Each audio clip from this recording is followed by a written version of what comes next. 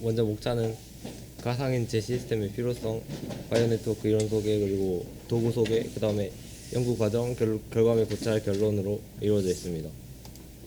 먼저 가상인체 시스템이 왜 필요하냐면은 일단은 질병의 원인이 되는 타겟을 찾아야 되는데 그 타겟을 찾기 위해서 인피보 실험을 통한 그 타겟을 찾아야 되고 그 과정에서 2에서 3년이 소요됩니다. 그 다음에 그 타겟을 타겟이 목적으로 하는 타겟진을 찾기 위해서 또 후보 약물을 찾아야 되는데 그 과정에서 또 1년이 소요되고 그 다음에 어드밋이라고 해가지고 흡분 대비라는 게 있는데 그 흡수 분해 대사 배설 이렇게 이 네 가지를 어떻게 조절할 수 있느냐 이거를 이제 인비보랑 이제 사람에서 실험을 하는 임상 실험에 1, 2년이 소요되고 그 다음으로 FDA 승인을 받는데 이제 FDA 승인을 받는 데까지 이제 10년 이상의 시간과 엄청난 돈이 필요가 됩니다. 그래서 이 복잡한 과정을 다 하기에는 시간과 돈이 너무 많이 소요되는데 이것을 좀 더 줄여줄 수 있는 게 가상인체 시스템이라는 것입니다. 그래서 이 가상인체 시스템을 활용하기 위해서는 코다라는 네트워크 시스템이 필요한데 이 코다는 이제 네트워크 이론이기 때문에 그래프를 사용하기 위해서 그래프 이론이 들어가게 됩니다. 그래서 그래프란 객체 간의 연결을 수학적으로 표현한 그 이론이고요. 그래서 이 그래프 이론을 통해서 생명현상 특성의 체계적인 분석을 가능하게 해줍니다. 그리고 연구 목적은 이제 가상인체를 이용한 의약품의 작용원리 탐구이고요. 코다와 코코넛 등의 그 프로그램을 활용해서 인실리코 가상 환경을 이용하여 약물의 작용 원리를 분석하고 그 다음에 이제 이 시스템을 이용해서 부작용을 예측하고 신약을 재창출하고 개인 맞춤형 약물 개발 등 여러 분야에 활용할 수 있게 됩니다. 네, 저희가 이 실험을 하기 위해서 사용했던 데이터베이스에는 코코넛 그리고 드러그뱅크, 케그 등이 있습니다. 그래서 이 코코넛은 그 우리 카이스트에서 만든 처방, 약제, 성분 및 기능 및 질병에 해당하는 필수 정보를 모아놓은 핵심 데이터베이스입니다. 이것도 사용하였고요. 그리고 여기에는 특이한 게 목표 질병과 관계가 알려진 그 허브, 자연물, 그리고 컴파운드, 구성 요소, 그리고 타겟진을 알아내어 의약품의 작용 원리를 알아낼 수 있었습니다. 그리고 이 케그는 높은 수준의 생물학적 시스템을 이해할 수 있는 데이터베이스를 제공하는데 이 모든 게 그림으로 그려져 있어서 알아보기 쉽습니다. 자, 이렇게 여러 질병들이 나와 있는데 여러 질병들이 아니라 여러 생화학 패스웨이들이 그려져 있는데 이렇게 그림으로 나타내어져 있어서 보기가 쉽습니다. 드러그 뱅크는 캐나다에서 만든 약과 약의 표적에 관한 정보를 포함하는 온라인 데이터베이스이고 이렇게 약물 타이레놀 등을 검색해서 그 타겟진과 그 어떤 증상에 사용하면 되는지 등을 알아낼 수 있습니다. 그리고 저희가 이렇게 생물 정보학을 하는 과정에서 개인 컴퓨터로는 부족한 점이 있기 때문에 많은 양의 정보를 처리하기 위해서 이 푸티라는 것을 사용했습니다. 이 푸티가 뭐냐면 강의실, 연구실 1층에 있는 컴퓨터와 슈퍼컴퓨터와 우리 컴퓨터를 연결하기 위해서 사용하는 겁니다. 그리고 파이참이라는 IDE를 사용하였는데요. 코드블럭과 같이 그 파이썬을 위한 IDE입니다. 가상인체를 사용해서 약물을 개발하는 계략적인 과정입니다. 먼저 관심 질병을 선정하고 코코넛이나 드러그뱅크를 통해 데이터를 수집하고 그리고 데이터를 수집된 그걸 바탕으로 해서 네트워크를 분석하고 그 네트워크 중에 신뢰도 높은 경로를 선정하는 게 저희 연구의 목적이라고 할 수 있겠습니다.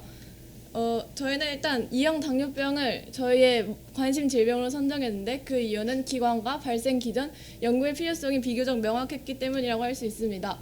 기관은 이자의 베타 랑게랑스섬의 베타 세포에서 그리고 발생 기전은 인슐린의 감소나 인슐린 저항성의 증가, 그리고 연구의 필요성은 현대인들의 환자 수가 증가하고 있고 이형 당뇨병은 심각한 만성 합병증을 동반하기 때문에 연구의 필요성이 매우 크다고 느껴졌습니다.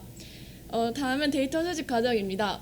당뇨병 관련 약들을 저희가 아까 말씀드린 코코넛과 드러그 뱅크를 통하여 자료를 수집하였습니다. 이거는 코코넛의 파킨슨 병을 검색해본 예시입니다. 이렇게 파킨슨 병을 검색하면 관련 허브나 약물들이 나오게 되고 드러그 뱅크도 마찬가지입니다. 이제 코코넛과 드러그 뱅크에서 약물들이 쭉 나오면 그 피노타입과 컴파운드가 나오는데 앞에 있는 게 컴파운드이고 그 두 번째 있는 게 그 자료의 근거라고 할 수 있겠습니다. 그래서 여기 많이 언급된 컴파운드일수록 유력한 치료 성분이라고 생각을 해서 그 횟수에 따라 이렇게 순위를 매겨봤습니다. 그 다음은 이제 그 약물과 질병의 네트워크를 찾아야 되는데 그걸 이용하기 위해서 그 푸티를 이용해서 연구실을 구축한 코다 시스템에 연결하게 되었습니다. 가상인체 시스템을 간단히 말씀드리자면 공개된 데이터베이스와 그리고 문헌에서 데이터 마이닝을 통해 찾은 여러 자료들, 그리고 실험을 통해 찾은 여러 자료들을 바탕으로 질병 수준, 기능 수준, 분자 수준까지 모두 네트워크를 형성하는 것입니다. 그래서 저희가 이렇게 약물을 입력하게 되면 거기서 타깃하는 진이나 프로테인이 목표 질병까지 어떻게 도달하게 되는지 여러 네트워크를 알려주는 프로그램입니다. 그래서 이렇게 python coda.py라고 입력하게 되면 이렇게 현재 코다에 보유하고 있는 그런 컴파운드나 노드 그리고 엣지 등이 소개되게 됩니다. 저희는 여기서 1번을 활용해서 질병과 약의 여러 가지 경로를 찾았습니다. 그래서 여기 처음에 엔티티가 그 노드라고 할 수 있고 그걸 연결해주는 레퍼런스들이 그 각각의 노드가 연결된 근거라고 할 수 있겠습니다. 그래서 컴파운드와 디지스를 입력하면 이렇게 쭉 나오게 됩니다. 여기 되게 경로가 많은데 여기서 가장 신뢰성 있고 우리 몸에서 가장 큰 작용을 할 것이라고 생각되는 경로를 찾기 위해서 저희는 두 가지 기준을 선정하였습니다. 먼저 정확한 참 레퍼런스입니다. 그 레퍼런스가 정확할수록 그 경로의 신뢰도가 높다고 할 수 있기 때문입니다. 그리고 경로에 중요한 프로테인이나 진이 많이 포함되어 있을수록 신뢰도 높은 경로라고 할 수 있었습니다. 그래서 저희는 이런 경로를 선정하기 위해 파이썬으로 그런 알고리즘을 작성해 봤습니다. 먼저 맨 위에는 텍스트 파일 오픈하는 코드고요. 그리고 여기 함수 실행이라고 되어 있는 데는 그 메인 코드라고 할 수 있는데 여기 보시면은 그 진이나 프로테인의 중요도를 평가하는 함수와 그리고 참고 자료의 신뢰도를 평가하는 함수로 이루어져 있는 걸 알 수 있습니다. 그래서 이제 레퍼런스의 그 신뢰성을 평가하는 함수인데 이렇게 아까 레퍼런스에 보시면 여기 논문 인용 또는 드러그 뱅크에서 따왔다라고 되어 있는데 드러그 뱅크는 비교적 검증된 자료이기 때문에 높은 신뢰도를 가지고 있지만 논문 인용은 그 인공지능 데이터 마이닝을 통해 찾은 자료이기 때문에 이게 확실하지 않습니다. 그래서 이런 걸 기준으로 여기 빨간 박스 안에 보이시는 것처럼 점수를 부과하였는데 드러그 뱅크일 경우에는 플러스 점수를 주고 논문 마이닝일 경우에는 마이너스 점수를 주었습니다. 그 다음은 그 중요도를 평가하는 함수인데 그 경로 전체에서 많이 언급된 단백질이나 그 유전자일수록 더 중요한 것이라고 판단해서 이렇게 가로로 쳐져 있는 부분을 다 리스트로 정리한 다음에 그 각각의 횟수를 세워주는 파이썬 함수를 사용해서 점수를 부여하게 되었습니다. 그래서 그 결과를 살펴보시면 이렇게 경로마다 점수가 다 나오고 제일 위에 있는 거일수록 신빙성 있는 결과라고 할 수 있었습니다. 그래서 이제 저희가 나온 데이터 값을 이제 랜덤 워크라는 프로그램을 통해서도 한번 분석해 볼 수 있었습니다. 랜덤 네트워크는 그 바이오 네트워크가 형성되어 있는데 거기서 저희가 컴파운드를 입력하면 타겟 진으로부터 무작위적으로 노드를 이동해 가면서 가장 많이 경로를 거친 노드가 그 컴파운드와 가장 연관이 있는 질병이라고 생각해서 그런 연관도까지 나와주는 코다의 서비스라고 할 수 있겠습니다. 다음으로는 연구 결과에 대한 분석을 해보도록 하겠습니다. 먼저 왼쪽에 있는 표는 저희가 구현한 알고리즘을 통해서 선정한 이 약들의 수치를 표현한 것이고, 그 다음에 오른쪽에 있는 표는 아까 말씀드린 랜덤워크를 이용하여 각 병과 약의 밀접도를 조사한 결과를 순위별로 나타낸 것입니다. 이렇게 보시면 저희가 이 오른쪽에 있는 표에서 상위 7개 정도까지는 저희가 선정한 이 최적의 경로의 약물일 것이다라는 것과 비슷한 양상의 순위를 보이고 있지만, 아래쪽에 4개 정도는 이제 오차가 크게 발생을 한 것을 알 수 있습니다. 그리고 저희가 가장 효과적인 약물일 것이라고 선정한 저기 글리벤클라마이드라는 그 약물 같은 경우는 이 약이 이 저희가 선정한 질병인 당뇨병에 대해서 가장 큰 효과를 보이는 것은 아니다라는 오차를 발견할 수 있었습니다. 그래서 저희 이제 한계점 및 오차 분석에 대해서 말씀드리자면, 먼저 경로의 점수를 보여야 할 시 조절값의 정확성에 문제가 있다고 생각을 하였습니다.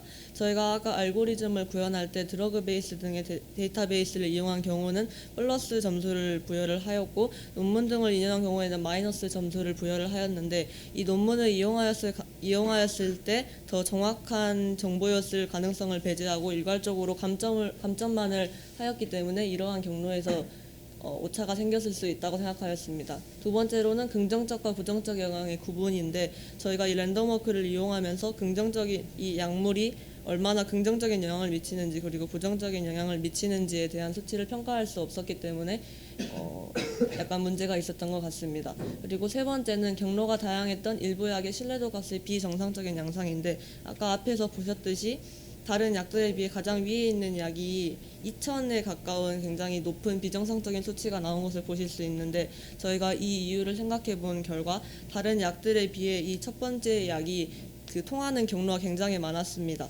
그래서 다른 약들은 10개, 4배의 경로가 검색되는 반면 이 맨 첫 번째에 있는 이 약의 경우에는 1000개가 넘는 경로들이 검색되었기 때문에 이 약에서 거치는 경로가 단백질을 포함한 경우에 이 점수가 전부 플러스로 계산되었기 때문에 이렇게 비정상적인 높은 수치가 나와 약간의 오차가 생겼을 수 있습니다.